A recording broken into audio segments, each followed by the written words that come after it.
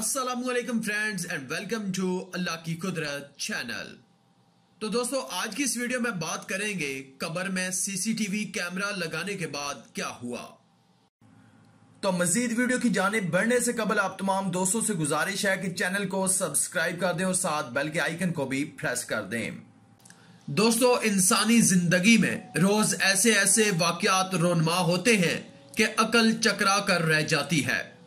अकले इंसानी से बालातर वाकयात को कुछ लोग मोजज़ा समझते हैं और कुछ महज एक आम सा वाकया जिसके पीछे कोई बात पोशीदा हो सकती है।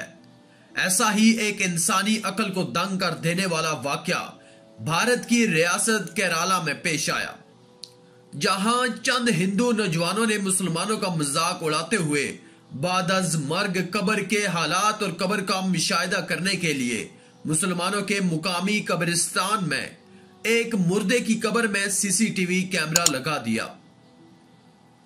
भारतीय वेबसाइट के मुताबिक दो नौजवान राहुल और वचनदाली ने मुसलमान गोरकन को साथ मिलाकर चुपके से एक कब्र में कैमरा फिट करके अंडरग्राउंड वायरिंग की और गोरकन को हदायत की कि कोई भी नया मुर्दा इसी कब्र में दफन किया जाए। इसी असना में एक मैयत की इतला आई और हस्बे वादा गोरकन ने मुर्दा उसी कब्र में दफना दिया।